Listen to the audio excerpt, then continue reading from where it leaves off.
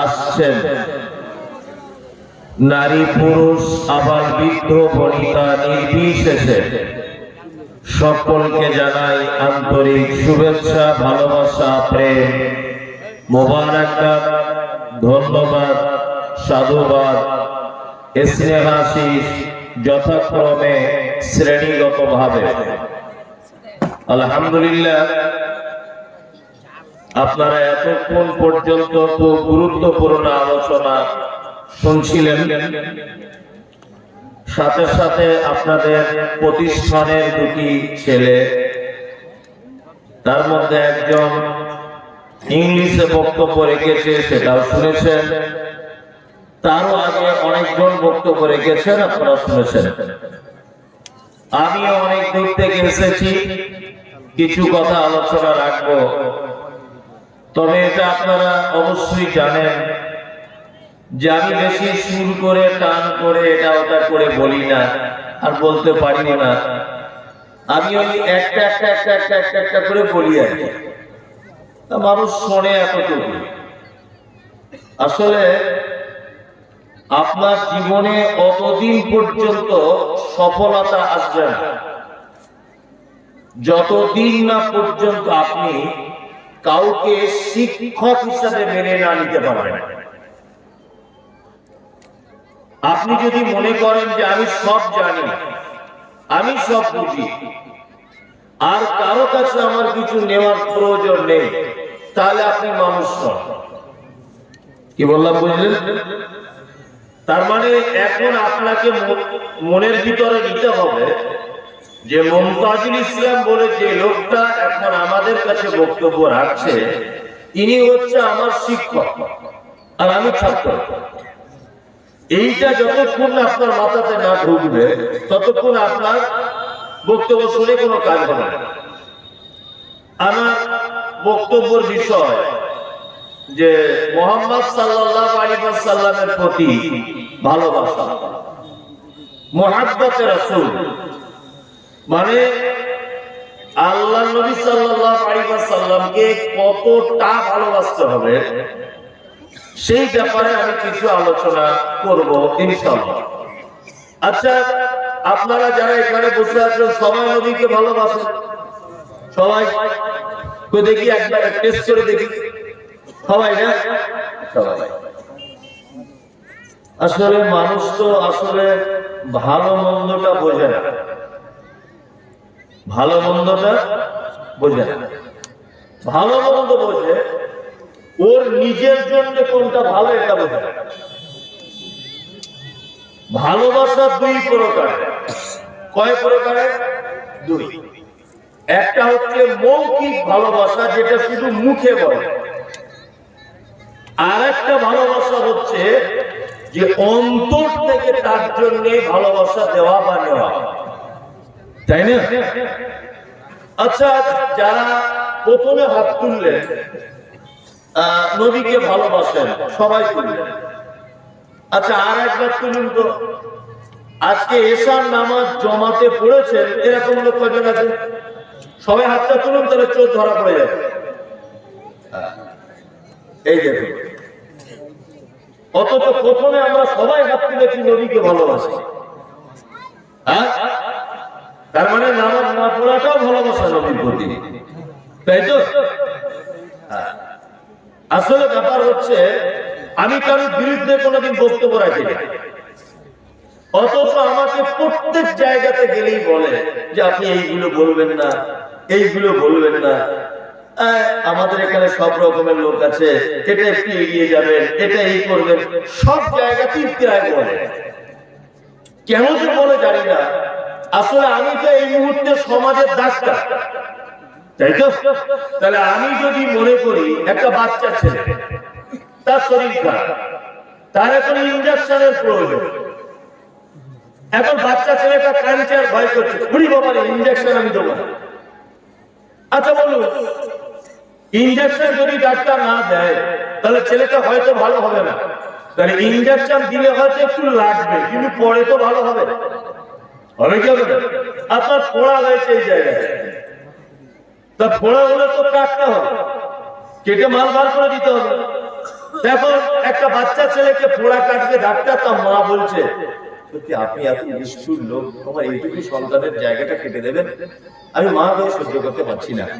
বলুন তো, ও যদি অরিজিনাল মা হয় তাহলে কাটাটাই চাইবে না না কাটাটা চাইবে? কাটাটাই চাইবে। ও চায় যে আমার ছেলের একটু কষ্ট হলেও ও ভালো হয়ে যাবে, তাই না? আমাদের বাজারে অনেক নবী প্রেমিক দেখতে পাওয়া যায়। নবী প্রেমিক দেখতে পাওয়া যায় না? কেউ দেখবেন 12 রবিউল আউয়াল পালন করছেন, করছে না? করছে। আবার কেউ দেখবেন ওই শবে বরাতের রাত্রিতে 15 শাবানে খিচুড়ি রান্না করছে। আবার কেউ দেখবেন অমুক দিনে নবীর দাঁত ভেঙে দিয়েছিল, হালুয়া করছে। আচ্ছা, এরা নবীকে ভালোবেসে করছে না নবীর দুশ্মনী করে করছে? কথা বলুন। সবাই ভালোবেসেই করছে, সবাই ভালোবাসে। ভালো না বাসলে কাজকর্ম সবকিছু বাদ দিয়ে হালুয়া তৈরি করে, ও ভালোবাসে বলেই করে। আমরা কত বড় বোকা। আমি যখন এই কথাগুলো বলি তখন আমাকে মানুষ বলে আপনি ওদের বিরুদ্ধে বলেছেন। দেখুন তো আমি কারোর বিরুদ্ধে বলছি কিনা। একটা ছেলে 12 রবিউল আউয়ালের দিন মাথায় পাগড়ি বেঁধে হাতে একটা ঝান্ডা নিয়ে ইয়া নবী সালাম আলাইকা, আর ডান হাতে পতাকা বাম হাতে সিগারেট টানছে। আচ্ছা বলুন, এই ছেলেটা যে মোহাম্মদকে ভালোবাসে এটা প্রমাণ হলো না এই মোহাম্মদকে অপমান করলো? কোনটা অপমান করলো? কেন? যারা তার মানে প্রথমে ভালোবাসার পক্ষে হাত তুলেছিলেন তার 80% লোক একটা মিথ্যা কথা আপনারা বললেন যে আপনারা নবীকে ভালোবাসেন। ভালোবাসার বহির প্রকাশ, তার নাম হচ্ছে মেনে চলা। কি মেনে চলা? আপনি নবীকে ভালোবাসেন তখন প্রমাণ হবে যখন আল্লাহর নবী যেটা করতে বলেছে আপনি করবেন, আর নবী যেটা করতে মানা করেছেন সেটা ছেড়ে দেবেন। তাহলে আপনি নবীকে ভালোবাসেন, তার প্রমাণ হবে। কয়েকটা কথা বলে নিলাম। এবার আল্লাহ তাআলার ভাষা শুনুন। আল্লাহ তাআলা বলছেন, কুল নবী আপনি বলুন, ইন কুনতুম তুহিব্বুনাল্লাহ, তারা যদি আল্লাহর ভালোবাসা যদি পেতে চায়। অথচ আমরা সবাই যদি আল্লাহর ভালোবাসা যদি পেতে চাই ফাত্তাবিউনি, তাহলে তারা যেন আপনার আনুগত্য করে যেন চলে, তাই না? সারা পৃথিবীতে মুসলমানদেরকে আল্লাহ ভালোবাসে কি বাসে না? কথা বলুন। বাসে? বাসে। তাহলে ভারতবর্ষের মাটিতে সব থেকে বেশি নির্যাতনের শিকার, সব থেকে বেশি মার খাচ্ছে, সব থেকে বেশি জেলখানাতে, সব থেকে বেশি পিছিয়ে, বলুন তো কারা? এটা কি আল্লাহ দেখতে পাচ্ছে না? নাউজুবিল্লাহ। এটা আল্লাহ দেখতে পাচ্ছে না? পাচ্ছে। তা আল্লাহ যদি আমাদেরকে এত ভালোবাসে তাহলে সব থেকে বিপদ আমাদের উপরে বেশি। কারণ কি? কারণ একটা জায়গায় আমরা আল্লাহর ভালোবাসাটা অর্জন করতে পারি না। আল্লাহ বলছে যদি আমার ভালোবাসাটা পেতে চাও তাহলে নবী যেটা বলেছে সেটা মেনে চলো, তাহলে আমার ভালোবাসা হবে। কি বললাম বুঝলেন? সারা পশ্চিম বাংলা, বিহার, আসাম, ত্রিপুরা সমস্ত জায়গার মুসলিমরা আজকে মায়ের কাছে, তার একটা কারণ আমরা মুহাম্মদ সাল্লাল্লাহু আলাইহি ওয়াসাল্লামের দেখানো রাস্তাকে বাদ দিয়ে অন্য মানুষদের রাস্তাতে ঢুকে গেছি। এই কারণে আমাদের উপরে এই অত্যাচার। প্রমাণ আপনাকে বলছি, খুব মনোযোগ দিয়ে শুনবেন। আমি একটা একটা করে অনেক কথা বলবো আজকে আপনাকে। আচ্ছা, একটা কথা আপনাকে বলি, এই রাস্তাতে একটা মোটরসাইকেল আর একটা সাইকেল অ্যাক্সিডেন্ট হয়েছে। আচ্ছা বলুন তো, পাবলিক দোষ দেবে কোন গাড়িওয়ালাটা? মোটরসাইকেল ওয়ালা দোষ দেবে। কেন বলুন তো? ওর বড় গাড়ি, ওর স্পিডে চলে, দাম বেশি। দোষ কিন্তু সাইকেল ওয়ালা, কিন্তু দেবে কার? মোটরসাইকেল। মোটরসাইকেলটা রোডে ওই আপনার 34 নম্বর রোডে যাওয়ার সময়তে একটা ট্রাক্টরের সঙ্গে অ্যাক্সিডেন্ট করেছে। বলুন দোষ কার হবে? সবাই কিন্তু ট্রাক্টর ওয়ালা দেবে, কিন্তু দোষ অরিজিনাল কিন্তু মোটরসাইকেল ওয়ালা। ট্রাক্টরে দেবে কেন? ও দামি গাড়ি, তাই বড় গাড়ি, এই জন্য। এখন ওই ট্রাক্টরটা কিষানগঞ্জ রেল গেট পার করছিল, কিষানগঞ্জে, আর এই সময় শতাব্দী এক্সপ্রেস এসে অ্যাক্সিডেন্ট করে দিয়েছে। বলুন তো এবার দোষ কোন গাড়ি বলা? এতক্ষণ তো আপনার হিসাব অনুযায়ী যে গাড়ি বড় তার দোষ, তাহলে এখন ট্রেনের দোষ? ট্রেনের দোষ না, দোষ কার? কারণ কি বলুন তো, ট্রেনের ড্রাইভার জানালা খুলে বলবে বিয়াদব, আমি আমার লাইনে চলছি, তুই কেন আমার রাস্তাতে ঢুকলি বল। তার মানে বোঝা যাচ্ছে যে অন্য রাস্তাতে ঢুকলে মার খেতে হবে, কিছু বলা যাবে না। বলা যাবে না। আমি মমতাজুল ইসলাম বাড়িতে একটা কুকুর পুষেছি। কুকুরটা প্রতিদিন গোস্ত খেতে দিই, বিরিয়ানি খেতে দিই, মাছ খেতে দিই, মাংস আমার বাড়িতে আমি যা হয় দিই খেতে। আমার কুকুরটা একদিন ভুল করে আপনার বাড়িতে গেছে। বলুন তো আপনি বিরিয়ানি এনে খাওয়াবেন না ঝাঁটার বাড়ি চালাবেন? ঝাঁটার বাড়ি। যে তুই মমতাজুল ইসলামের কুকুর আমাদের বাড়িতে এলি কেন, এটা বলবে কি বলবে না? তার মানে বোঝা যাচ্ছে যে দরজা ভুল করলে, রাস্তা ভুল করে অন্য জায়গায় গেলে সম্মান থাকে না, মার খেয়ে প্যানে পায়খানা করে বাড়ি আসতে হবে। ঠিক বলছি না ভুল বলছি?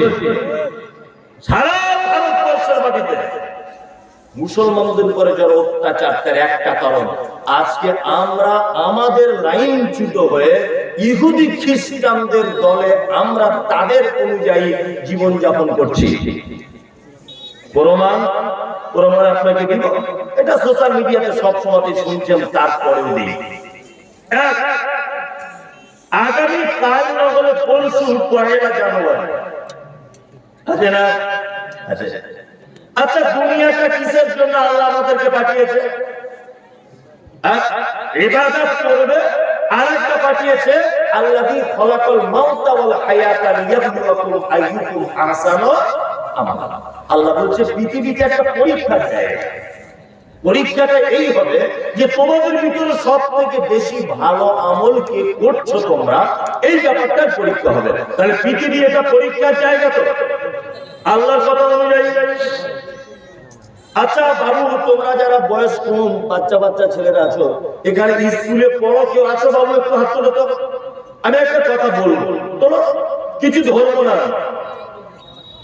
ভয়ে তুলছে না, যদি কিছু ধরে আমি কিচ্ছু ধরবো না, ছাদ করো না, তোমরা তোলো। একজন কোন রকম তুলেছে। তা আমি তোমাকে একটা কথা বলছি, বা যারা আপনারা স্কুলে পড়েছেন আপনারা জানেন যে পরীক্ষার হলের একটা নিয়ম আছে।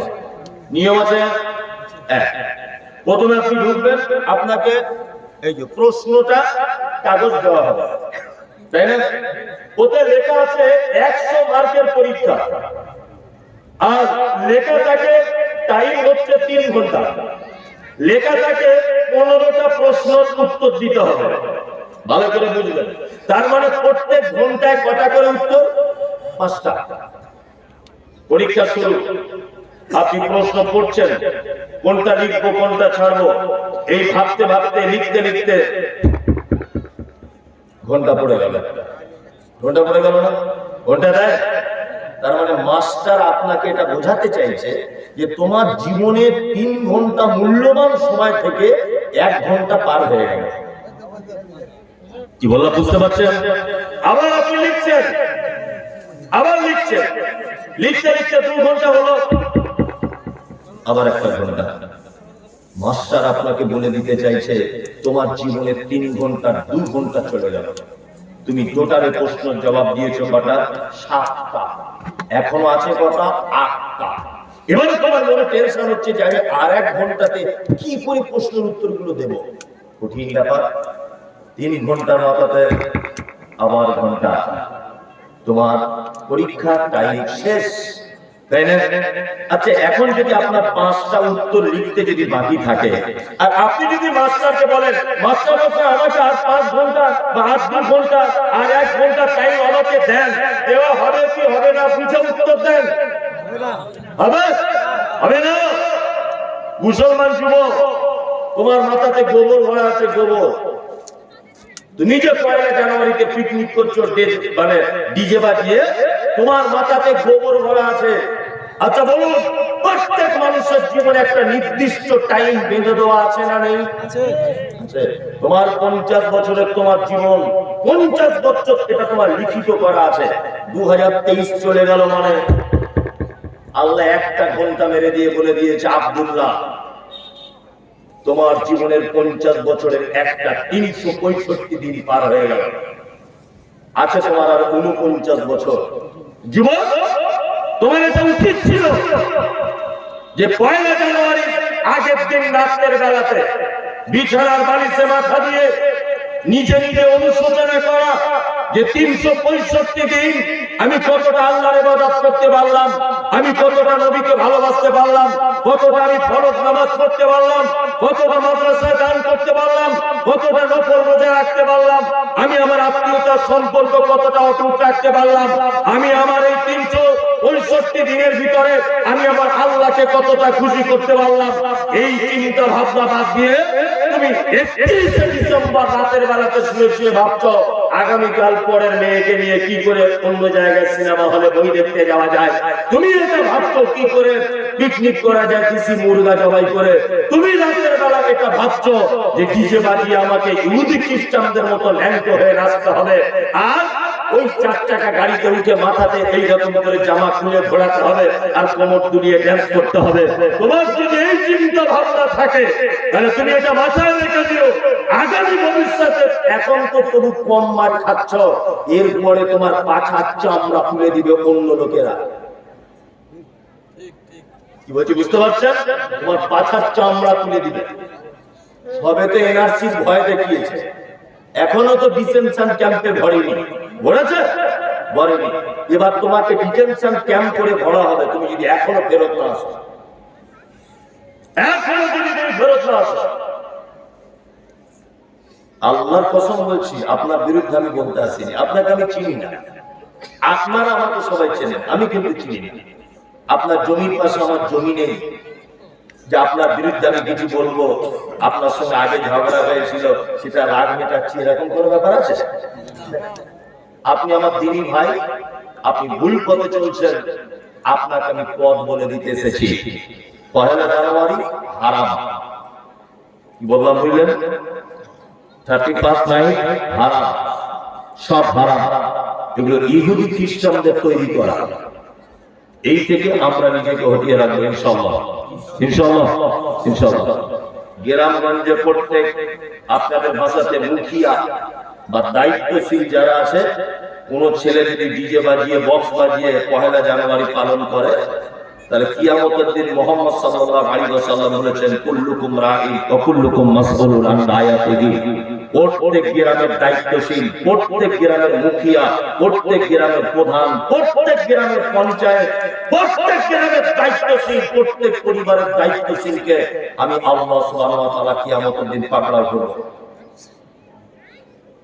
আপনার ছেলে যদি এই পাপে লিপ্ত হয় অবশ্যই আপনাকে কিয়ামতের মাঠে আসামির কাঠগড়াতে দাঁড় করানো হবে। এই গ্রামে যদি 1 জানুয়ারিতে কোন রকমের কিছু বাজে, অবশ্যই এই গ্রামের যিনি মুখিয়া আছেন, প্রধান আছেন, পঞ্চায়েত আছেন, যিনি দায়িত্বে আছেন, কিয়ামতের দিন ওনাকে আসামির কাঠগড়াতে দাঁড় করানো হবে। কোনো ভুল নেই, এ কথা মুহাম্মদ সাল্লাল্লাহু আলাইহি ওয়াসাল্লাম বলেছেন। ইনশাআল্লাহ আমরা এই ব্যাপার থেকে নিজেদের বাচ্চাদেরকে হটিয়ে রাখবো ইনশাআল্লাহ। চলুন মুহাম্মদ সাল্লাল্লাহু আলাইহি ওয়াসাল্লামকে ভালোবাসতে হবে। আল্লাহ তাআলা বলেন যদি আমাকে ভালোবাসো, আমার ভালোবাসা যদি পেতে চাও, মুহাম্মদ সাল্লাল্লাহু আলাইহি ওয়াসাল্লামের আনুগত্য করে চলো। আল্লাহর ভালোবাসা, আল্লাহর সাথে প্রেম ভালোবাসা করতে গেলে কি করা লাগবে? প্রথমে এটা জেনে নেন, আল্লাহ কুরআন মাজিদে যেটা নিষেধ করেছে সেটা মেনে নিতে হবে, ছেড়ে দিতে হবে। আল্লাহ কুরআন মাজিদে যেটা করতে বলেছে সেটা করে নিতে হবে। ইনশাআল্লাহ আমরা করব, ইনশাআল্লাহ আমরা ছাড়ব, ইনশাআল্লাহ। তাহলে আল্লাহর প্রথমে একটা কোরআনের আয়াত বলি বা একটা জিনিস আল্লাহ বলছে ছেড়ে দাও, ইনশাআল্লাহ ছেড়ে দেব। হ্যাঁ, তাহলে দেখা যাক আপনাদের ঈমান কেমন জোর আছে। আল্লাহ বলেন ইয়া আইয়ুহাল্লাযীনা আমানু ইন্নামাল খামরু ওয়াল মাইসিরু ওয়াল আনসাবু ওয়াল আযলামু রিজসুম মিন আমালিশ শাইতান ফাজতানিবুহু লাআল্লাকুম তুফলিহুন। এটা কোরআনের আয়াত। আল্লাহ তাআলা বলছেন, এই তোমরা যারা ঈমান নিয়ে এসেছো তোমরা শোনো, তোমাদের জন্য চারটে জিনিস হারাম। কটা জিনিস? চারটে। আজকে থেকে চারটে জিনিস ছেড়ে দেবো ইনশাআল্লাহ। আমরা হারাম খেতে, হারাম করতে রাজি নয়। এক নম্বরে হচ্ছে ইন্নামাল খামর, মদ হারাম। মদ কি হারাম? আমরা কেউ অবশ্য মদ খাই না, জানেন? মরি সাহেব মদ খাই না, মাঝে সাঝে বিড়ি টিড়ি টানি, খৈনিক তামাক খাই, এইসব গুলো তাই না? হ্যাঁ কি খাই না? আসলে আপনাকে প্রথমে জানতে হবে যে মদ কাকে বলে। এটা জানতে হবে কি হবে না? মদ কাকে বলে। আমরা মদ বলতে এটা বুঝি যে চারজন বন্ধু এক জায়গাতে বসে চানাচুর, চপ, সিঙ্গারা বেশ জুট করে মাখিয়ে আর গ্লাসে ঢেলে করে খেয়ে নিলাম, ডান দিকের পা বাম দিকে ফেললাম, বাড়িতে মাকে ভাবি বলে ডাকলাম, এর নাম মনে হয় মদ। এটাই আমরা ভাবি, এটাই তো মদ না। এখানে আলেমরা বসে আছেন, জিজ্ঞাসা করে দেখবেন মদ কাকে বলে। মদ কাকে বলে? আল্লাহ নবী সাল্লাল্লাহু আলাইহি ওয়াসাল্লাম তিনি বলেছেন, এমন একটা নেশাদার জিনিস যার বেশি পরিমাণ খেলে তোমার মাথাটা চক্কর দিয়ে ঘুরিয়ে দেয়, তার অল্প পরিমাণটাও হারাম। আমি জীবনে তামাক খাইনি। তামাক না কি বলে, ওটা খৈনিক না কি বলছে, আপনি যদি ওইটা আমাকে যদি খাইয়ে দেন, অল্প নয় বেশি করে এতটা যদি খাওয়ান, আমার মাথা ঘুরবে কি ঘুরবে না? ঘুরবে। এটা হারাম। আমি কোনদিন বিড়ি চাই না। আপনি যদি আমাকে এক বান্ডিল অর্থাৎ এক প্যাকেট বিড়ি একসাথে যদি টানতে বলেন, আমার মাথা ঘুরবে কি ঘুরবে না? ঘুরবে। এটা হারাম। এক গ্লাস পানির জায়গায় যদি আপনি 5 গ্লাস যদি পানি খান, কারো মাথা ঘুরবে? ঘুরবে। একটা চকলেটের জায়গায় যদি আপনি 20টা চকলেট খান, মাথা ঘুরবে? ঘুরবে না তো? না। 2 পিস মাংসের জায়গায় যদি আপনি 10 পিস খান, মাথা ঘুরবে? ঘুরবে না। তার মানে তামুক বেশি খেলে মাথা চক্কর দিচ্ছে, একটা লোক দাঁড়িয়ে থাকতে পারছে না, তার মানে এটা হারাম। তার মানে বোঝা যায় মদ পান করলে যে পাপ হয়, তামুক, জর্দা, খৈনি, গুল, বিড়ি একই পাপ, একই পাপ। এবং এই পাপ, এই নেশার জিনিস যদি কেউ খায়, 40 দিন যাবত তারপরে ইবাদত আল্লাহর দরবারে কবুল হবে না। কতদিন? 40 দিন। আপনি প্রথমে বলেছেন আমি মেনে নিব, হাত তুলেছেন, তাই না? চলুন এইবারে 10টা লোক বলুন এখানে, আজকে থেকে আমি নেশাদার দ্রব্য যা কিছু ব্যবহার করতাম এখন থেকে তওবা করে দিলাম। কেউ আছেন এখানে? আপনি খেতেন? খেতেন না? হাত তুললেন। আমার মাদ্রাসাতে একদিন বসে আছি, আমার একটা মহিলা মাদ্রাসা আছে, তো মাদ্রাসাতে বসে আছি, একটা লোক এসেছে গার্জেন। আমি তো সবসময় মাদ্রাসায় থাকতে পারি না, অন্যান্য শিক্ষকরা থাকে। আমাকে লোকটা বলছে যে মনির সাহেব, আপনি জীবনে কোনোদিন মেয়ে ছেলে দেখেছেন? আমি বলছি হ্যাঁ, মেয়ে ছেলে দেখেছি। মেয়ে ছেলে অনেক জলসাতে যায়, পাশে করে যখন জলসা করতাম অনেক মেয়ে পাশে এসে বসেছে, রাস্তাঘাটে চলি, মেয়ে ছেলে চোখে চোখ পড়ে যায়, দেখতে হয়। ওই লোকটা তখন বলছে আমি জীবনে কোনোদিন মেয়ে ছেলের মুখ দেখিনি। আমি বলছি ওই বাবা, তাহলে ফেরেশতা মনে হয় আজকে আমার মাদ্রাসাতেই এসেছে। মনে মনে তো আফসোস করছি, তাহলে কি ইমানদার লোক মনে হয়, মনে মনে ভাবছে। জোহরে আজান দিচ্ছে মাদ্রাসাতে,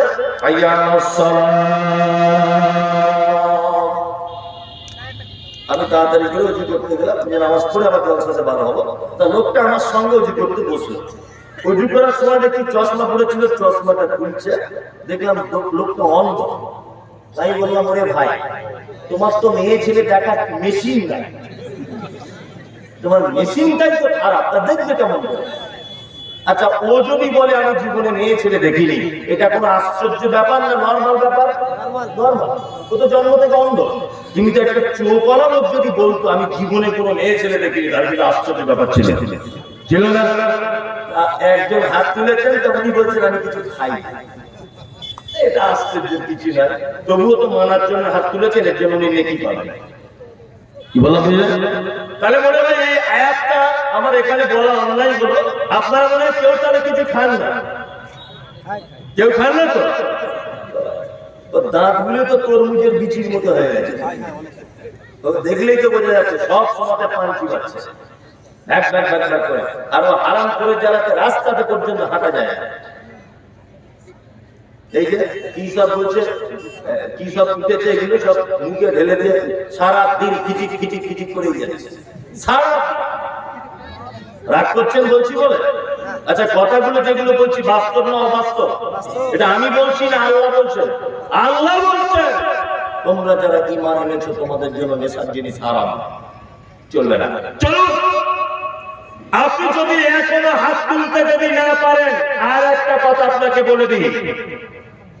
আল্লাহ নবী বললেন কোন মানুষ যদি একবার যদি নেশার জিনিস যদি পান করে 40 দিন যাবত তার কোন ইবাদত আল্লাহর দরবারে গ্রহণ করা হবে না।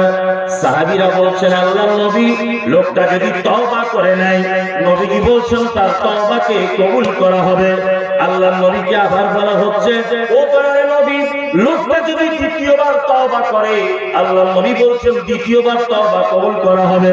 আবার সাহাবীরা বলছেন আল্লাহর নবী, লোকটা যদি দ্বিতীয়বার নেশার জিনিস যদি পান করে তাহলে কি তার তওবা আর কবুল হবে?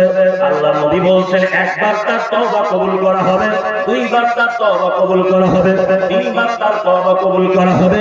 কিন্তু তারপরে শুনে রেখে দাও, ওই লোকটাকে জাহান্নামের ভিতরে ঢোকানো হবে। আর জাহান্নামে একটা খাদ্য আছে, তার নাম হচ্ছে তিনাতুল খাবাল। সাহাবীরা বলছেন আল্লাহর নবী, তিনাতুল খাবাল খাদ্যটা কেমন? তখন বিশ্বনবী বলছেন তিনাতুল খাবাল হচ্ছে ওই খাদ্যটা যেটা জাহান্নামীদের রক্ত আর পুঁজ দিয়ে তৈরি করা হয়। জাহান্নামে একটা জাহান্নামী পিপাসায় কাঁদবে, আর ওই জাহান্নামীকে দেওয়া হবে কি কি রক্ত আর পুঁজ দিয়ে তৈরি করা, কি রক্ত আর পুঁজ দিয়ে তৈরি করা শরবত। তার মানে নেশার জিনিস যারা খায় তাদেরকে জাহান্নামে ঢোকানোর পরে রক্ত আর পুঁজের শরবত দেওয়া হবে, এরপরেও ছাড়া যাবে? জাহান্নামে যাবো তবুও ভালো বিড়ি ছাড়তে পারবো না, এরকমই তো ব্যাপার। ব্যাপার নয়, আল্লাহ তুমি আমাদেরকে হেফাজত করো, আমিন আমিন। আল মাইসির, জুয়া খেলা হারাম, ওয়াল আনসাব, দেবদেবীর পূজা করা হারাম, ওয়াল আজলাম, গণকের কাছে যাওয়া, ভাগ্যের ব্যাপারে কারোর কাছে জানতে যাওয়া, এটা হারাম। বর্তমান বাজারে এগুলো চলছে না, কি চলছে না? এর কাছে হাত দেখাতে যাচ্ছে, কারোর কাছে কিছু জানতে চাইছে, যাইছে না, হারাম। আল্লাহ তাআলা বলছেন রিজসুম মিন আমালিশ শাইতান, এগুলো হচ্ছে শয়তানদের কাজ, শয়তানদের কাজ। নেশাদার দ্রব্য, জুয়া খেলা, আপনার দেব দেবীর পূজা, মাজার পূজা, আবার আপনার বলুন ওই কি বলে ভাগ্যের ব্যাপারে কারোর কাছে জানতে যাওয়া, এগুলো কি হারাম? শুধু হারাম না, আল্লাহ তাআলা বলছেন রিজসুম মিন আমালিশ শাইতান, এই আমলগুলো হচ্ছে শয়তানদের কাজ। আমরা শয়তানদের দলে যাবো না ইনশাআল্লাহ। আল্লাহকে ভালোবাসতে গেলে আল্লাহর কথা কি করতে হবে? মান্যতা দিতে হবে। চলুন এবার আপনাকে বলবো, মুহাম্মদ সাল্লাল্লাহু আলাইহি ওয়াসাল্লামকে ভালোবাসতে গেলে পৃথিবীর সমস্ত ভালোবাসার থেকে বেশি ভালোবাসা রাখবে কাকে? মুহাম্মদ সাল্লাল্লাহু আলাইহি ওয়াসাল্লামকে। আল্লাহ তাআলা পবিত্র আল কোরআনের ভিতরে বলছেন, এক কুল ইন কানা আবাউকুম ওয়া আবনাউকুম ওয়া ইখওয়ানুকুম ওয়া আযওয়াজুকুম ওয়া আশীরাতুকুম। আল্লাহ তাআলা বলছেন, এক পৃথিবীতে যদি কেউ নবীকে আর আল্লাহকে যদি ভালোবাসতে চায়, তাহলে পৃথিবীর সবথেকে ভালোবাসার জিনিস তার নাম হচ্ছে আবাউকুম, তোমার আব্বা মা। পৃথিবীর সব থেকে ভালোবাসার জিনিসকে আব্বার মা। আল্লাহ পৃথিবীর ভালোবাসার জিনিসের একটা সিরিয়াল তৈরি করেছেন, আবা হুকুম, তোমার আব্বা মা। পৃথিবীর সন্তান সব থেকে বেশি ভালোবাসে কাকে? আব্বার মাকে। আব্বা মা কত ভালোবাসার জিনিস, আপনি অবাক হয়ে যাবেন। দেখবেন আপনি যদি কখনো অসুস্থ হয়ে যান, আপনি 10 বছর বিছানায় পড়ে আছেন, আপনার মা কোনোদিন এই কথা বলবে না যে আল্লাহ তুমি আমার বেটাকে তুলে নাও, বলবেন? বলতে পারবেন না। শুধু আপনার মা এই কথাই বলবে, আল্লাহ আমার বেটাকে তুমি ভালো করে দাও, বলবেন? আপনি 4 বছর বিছানায় পড়ে আছেন, ডাক্তার বলেছে বাঁচার চান্স নেই। আপনি লক্ষ্য করে দেখবেন আপনার বউ রাতের অন্ধকারে অন্য জায়গাতে কটলাইন করে দিয়েছে। কটলাইন করে তাকে বলছে দাঁড়া আর কটা দিন, ও তো আর চলে যাবে, বাঁচবে না, তারপরেই তোমাকে নিয়ে চলে যাবে। ঠিক বলছে না? পৃথিবীতে একটা মাত্র শব্দ আছে যে শব্দটা আরাম পাওয়া যায়, তৃপ্তি পাওয়া যায়। আপনি মিষ্টি দই খাচ্ছেন, খুব স্বাদ দইটা, খেতে খেতে কি বলেন? বলেন না? কমলা লেবু খাচ্ছেন, খুব মিষ্টি, খুব টেস্ট, কি বলেন? কি মিষ্টি, এটা মানুষ আরাম, তৃপ্তি, শান্তি পেলে বলে। মা শব্দটা কি?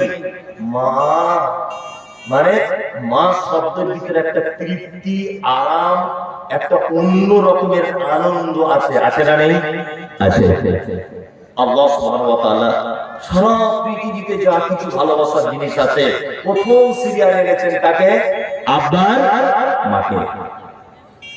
কোরআন মাজিদে আল্লাহ সুবহানাহু ওয়া তাআলা পিতামাতার ব্যাপারে যে শব্দ ব্যবহার করেছেন, ইমার্জেন্সি শব্দ, এইরকম কোন শব্দ অন্য কোন ব্যক্তির জন্য ব্যবহার করেনি। আল্লাহ কি বলছেন? তোমার মায়ের সঙ্গে তোমার আব্বার সঙ্গে এমন কথা বলে দিও না যে তোমার আব্বা মা তোমার কথাতে শব্দটুকু যেন বলে না। দেখ তবে আমাদের পিতা মাতাদের বর্তমানে কিছু দোষ ত্রুটি আছে। ও পিতা মাতা বলে যে লাস্ট তা নয়, কিন্তু আমাদের পিতা মাতাদের কি কি দোষ ত্রুটি আছে, আছে না নেই? আছে, অনেক দোষ ত্রুটি। 1 নম্বর দোষ, 2 চোখে 2 রকম বিচার করে অনেক আব্বা মা, করে না? জমি জায়গা ভাগ করার সময় তো দেখবেন ছোট বেটাকে 2 শতক বেশি করে দিয়েছে। আর ভাইগুলো জিজ্ঞাসা করছে কি ব্যাপার, ওকে 2 শতক বেশি দিয়ে দিলে? তখন বলছে না, ওর কাছেই তো খাচ্ছি, তোরা তো কেউ খেতে যেতে কম দিস, তোর বউ ঝগড়া করে, ওই জন্য ওকে 2 শতক বেশি করে দিয়েছি, ও মরণ পর্যন্ত দেখবে। তোমার 3টে বেটা তোমাকে যে দেখে না, এর জন্য ও আল্লাহর কাছে জবাবদিহিতায় বসবে, ও আল্লাহর কাছে বসবে, হিসাব দিবে। তুমি কেন দুনিয়াতে তার মিরাজ থেকে তুমি কেন কম দিতে গেলে? এটা হারাম। বর্তমানে এরকমও বাবা আছে যে বেটা টাকা বেশি, তার বাচ্চাকে বেশি কোলে নিয়ে ঘরে তার দাদি। ঘটনা ঠিক বলছি না ভুল বলছি? ঘটনা ঘটে। 4 বেটা, যে দেখবেন সব থেকে ধনী বেটা, বাপ মা দেখবেন তার বউর প্রশংসা করছে, তার বাচ্চা কোলে করে নিয়ে বেশি ঘরে। এগুলো বাপ মাদের অনুচিত।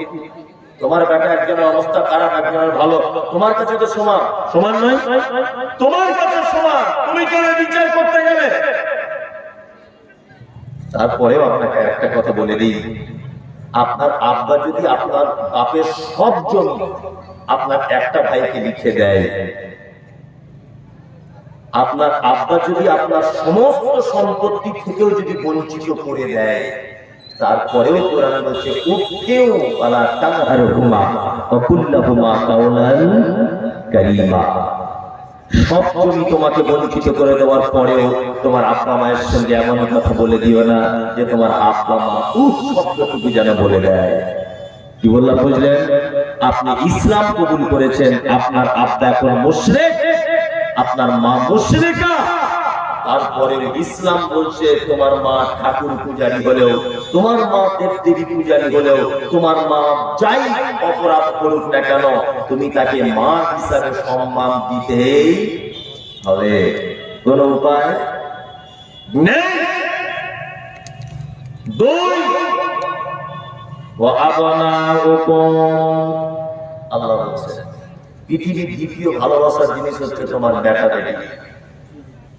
বেশি ভালোবাসার জিনিস, তবে বেশি আমার ভালোবাসতে যাবে না, মাথা মুখে নাচবে, তার কারণে আপনি জাহান্নাম চলে যাবেন।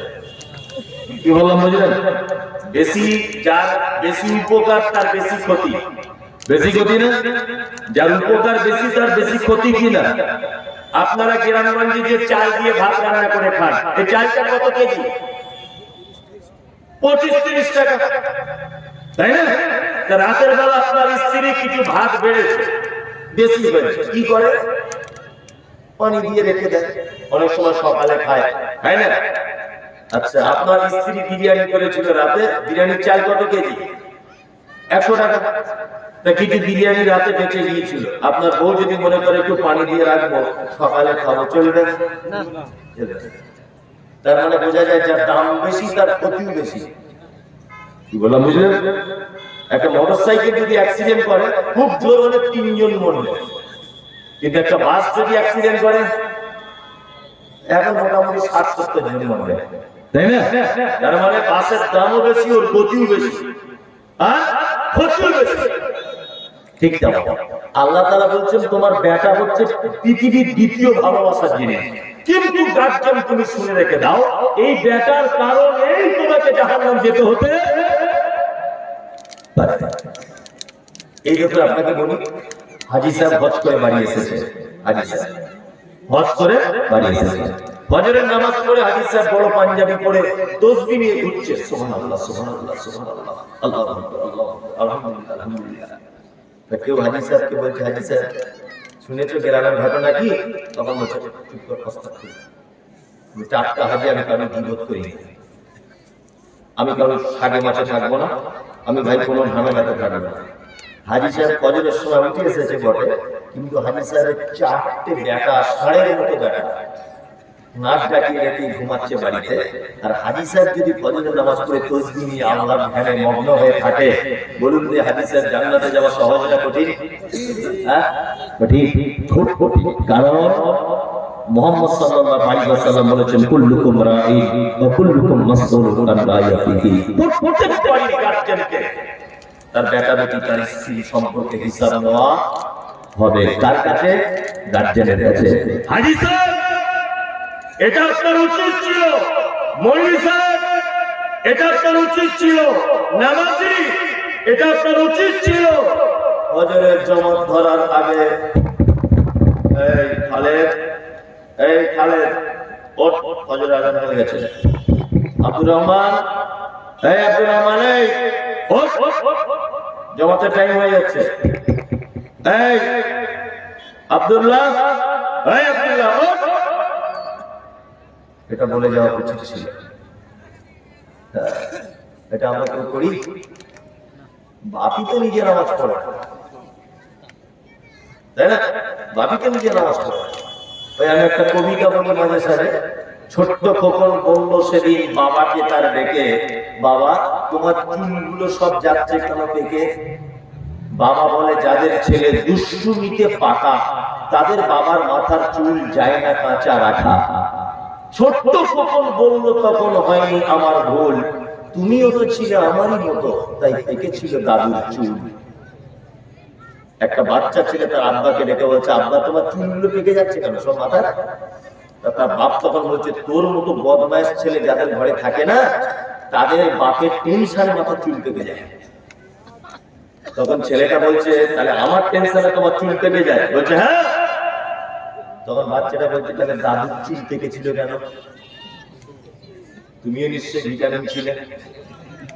এটা তো উত্তর, দাদুর চুল চাষা পাকলো কেন?